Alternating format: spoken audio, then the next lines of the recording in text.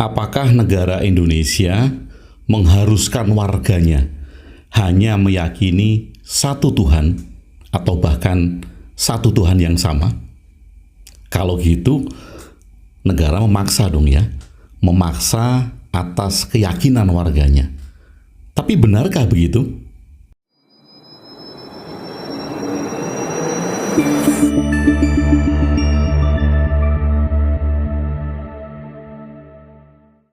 Sahabat Bahtera, tema video ini sebenarnya sudah ada di video sebelum ini yang berjudul Egy Sujana ya.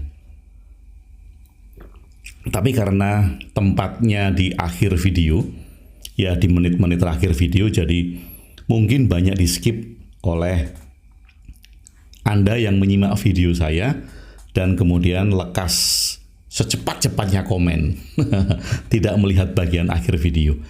Karena itu saya buatkan video tersendiri tentang sila pertama Pancasila. Tetapi ini adalah pemahaman saya, sudut pandang saya, opini saya. Bisa saja ada yang tidak setuju, bisa saja Anda menganggapnya salah. Tapi yang jelas, bila Anda tidak setuju, boleh-boleh saja. Bila Anda setuju, mungkin bermanfaat, Anda bisa share video ini agar kedamaian, persatuan, dan keragaman di Indonesia itu bisa kita rawat bersama-sama. Saya mulai dari sini. Sila pertama Pancasila, ketuhanan yang Maha Esa. Seperti pertanyaan saya di awal, apakah negara Indonesia itu mengharuskan warganya, umat beragama di negara Indonesia, harus meyakini satu Tuhan saja? Atau bahkan kemudian harus meyakini satu Tuhan yang sama di negara Indonesia? Kalau memang iya, berarti ada pemaksaan. Kita semua dipaksa untuk meyakini satu Tuhan atau satu Tuhan yang sama. Karena negara kita bukan negara agama, jadi tidak membawa agama tertentu, maka tentu saja negara tidak bisa memaksa tentang keyakinan. Ini wilayah keyakinan. Saya meyakini Tuhan seperti apa, bentuk ada atau tidak, jumlahnya berapa. Ini adalah wilayah keyakinan masing-masing warga negara. Dan negara tidak berhak untuk memaksakan keyakinan tersebut. Nah, lalu yang diurus negara apa dengan sila pertama Pancasila? Sekali lagi, banyak yang mengartikan bahwa sila pertama Pancasila, ketuhanan yang Maha Esa, itu sebagai artinya bahwa meyakini Tuhan yang satu. Jadi kalau orang mengatakan keesaan Tuhan di dalam Tuhan yang Maha Esa itu diartikan sebagai Tuhan yang satu. Sehingga mereka yang meyakini bentuk Tuhan atau manifestasi Tuhan bukan hanya satu, bisa 2, 3, 4, atau bahkan banyak, dianggap melanggar sila pertama Pancasila. Nah, sahabat Bahtera, sekali lagi, kalau negara memaksa kita untuk berkeyakinan tentang Tuhan yang sama, maka negara melakukan penindasan terhadap hak berkeyakinan. Tetapi bukan begitu kan? Artinya kita diajak untuk merawat keberagaman keyakinan di Indonesia melalui sila pertama Pancasila, ketuhanan yang Maha Esa.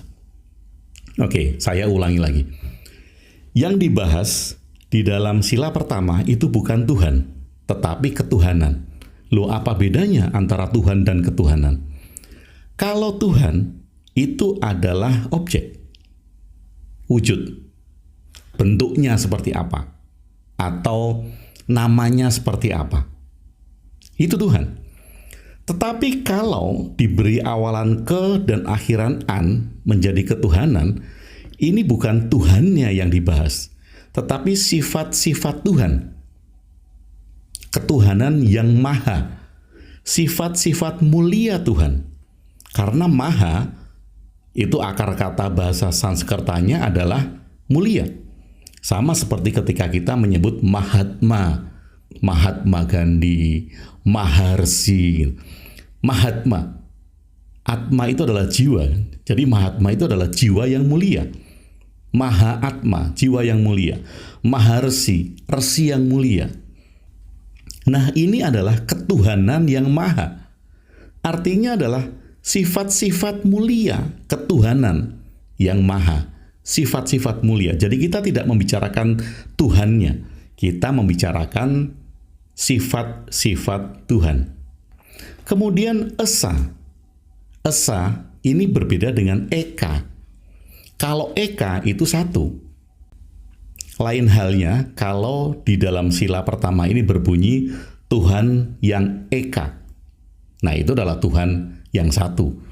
Tetapi karena para founding father bangsa kita yang berjiwa besar, yang memiliki visi yang jauh sekali untuk keberagaman kita, maka kalimatnya menjadi ketuhanan yang Maha Esa. Nah, ketuhanan yang Maha Esa artinya bukan Tuhan yang satu. Kalau ketuhanan adalah sifat-sifat Tuhan, Maha itu adalah mulia, Esa itu berakar kata dari yaitu. Itulah yang ada. That's it. Atau bisa diartikan dalam bahasa Indonesia menjadi yang mutlak. Yaitu, itulah, that's it, atau yang mutlak. Jadi ketuhanan yang Maha Esa adalah sifat-sifat mulia Tuhan yang mutlak. Jadi yang dibicarakan di sila pertama adalah sifat-sifat mulia Tuhan yang mutlak, bukan tentang Tuhannya. Karena itu maka Anda, kita, siapapun warga Indonesia, Anda boleh meyakini Tuhan dalam bentuk apa saja. Ada yang meyakini Tuhan tidak punya rupa, abstrak, tidak terlihat, boleh. Ada yang meyakini Tuhan punya wujud, punya rupa, bisa disentuh, boleh. Ada yang meyakini Tuhan bermanifestasi dalam jumlah yang banyak, boleh. Ada yang meyakini Tuhan seperti ini, seperti itu, disebut dengan nama ini, disebut dengan nama itu, boleh. Karena itu adalah ranah keyakinan. Dan negara tidak memaksakan hak-hak di ranah keyakinan sebagai privasi tersebut. Sama sekali tidak. Yang menyebabkan kita bisa bersatu, yang menyebabkan keragaman ini harus kita rawat agar persatuan itu tumbuh, bukan tentang bentuk Tuhannya, bukan tentang jumlah Tuhannya, bukan tentang rupa Tuhannya, tetapi apa? Sifat-sifat mulia dari masing-masing Tuhan yang diyakini. Bila setiap agama meyakini bahwa sifat-sifat mulia Tuhan itu adalah kebaikan, dan tentu saya yakin bahwa sifat-sifat mulia Tuhan ini adalah kebaikan-kebaikan, maka implementasi dari ketuhanan yang Maha Esa ini tentu merupakan perdamaian, persatuan, karena merawat keberagaman yang ada di Indonesia. Mengapa persatuan terjadi dengan ketuhanan yang Maha Esa? Karena kita masing-masing tidak lagi mempersoalkan bentuk Tuhannya apa, nama Tuhannya apa, jumlah Tuhannya berapa. Kita masing-masing tidak klaim bahwa Tuhan yang kita yakini adalah yang paling benar, bahwa bentuk Tuhan yang kita yakini adalah yang paling benar, bahwa nama Tuhan yang kita yakini adalah yang paling benar, bahwa jumlah manifestasi Tuhan yang kita yakini adalah yang paling benar. Kita tidak akan saling klaim kalau kita menghayati ketuhanan yang Maha Esa. Karena yang dituntut dari setiap warga negara adalah implementasi sifat-sifat mulia Tuhan. Apa itu? Secara universal, sifat-sifat itu diterjemahkan melalui cinta kasih, kasih sayang. Apapun tindakan kita yang didasari dengan cinta kasih, didasari dengan kasih sayang, tentu itu akan menumbuhkan persatuan dan kesatuan, akan merawat keberagaman di Indonesia. Dan sekali lagi, Anda, saya, atau siapapun juga, marilah kita jangan memaksakan bahwa ketika kita mendengar keyakinan orang lain dan Tuhannya tidak sama dengan kita tidak boleh marah dan kita tidak boleh merefer ke sila pertama Pancasila. Karena itu adalah hak keyakinan dia. Mungkin saja teman saya meyakini Tuhan yang abstrak. Mungkin teman yang lain meyakini Tuhan yang berwujud. Mungkin teman saya yang lain meyakini manifestasi Tuhan itu banyak. Dan itu sah, karena itu keyakinan masing-masing. Sahabat Bahtera, sekali lagi marilah kita rawat keberagaman ini. Kita mempunyai keyakinan yang beragam. Kita mempunyai keyakinan yang masing-masing kita yakini bahwa itu adalah benar dari sisi pribadi kita. Tetapi kebenaran yang kita yakini dari sisi pribadi itu janganlah dijadikan alat untuk menyalahkan keyakinan yang lain.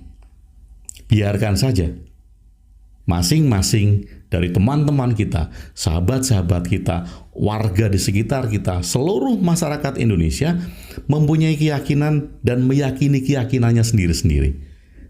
Selama masing-masing dari kita mengimplementasikan sifat-sifat mulia Tuhan yang mutlak, kita akan damai, kita akan bersatu, dan kita tidak akan saling berebut tentang kebenaran. Kalau demikian, sahabat Bahtera, mari sama-sama kita rawat keberagaman ini, sama-sama kita junjung tinggi persatuan di Indonesia, dan sama-sama kita jaga negara kesatuan Republik Indonesia dari rongrongan oknum-oknum yang ingin negara kita terpecah belah. Kita dari dulu memang sudah beragam. Keyakinan kita sudah banyak. Dan dari keyakinan yang banyak itu sudah tentu meyakini Tuhan dalam wujudnya masing-masing. Meyakini Tuhan dalam manifestasinya masing-masing. Bisa berupa, bisa tak berupa, bisa bermanifestasi banyak, dan bisa saja. Semua ada di dalam keyakinannya. Sekali lagi, sahabat Bahtera, mari kita ciptakan Indonesia yang damai, Indonesia yang penuh persatuan untuk membangun negara kita menjadi lebih maju ke depan dan menjadi Indonesia emas. Kalau demikian, mari ngeteh dulu. Terima kasih sudah bersama saya, Agung EB, di Ruang Diri. Salam cinta dan bahagia.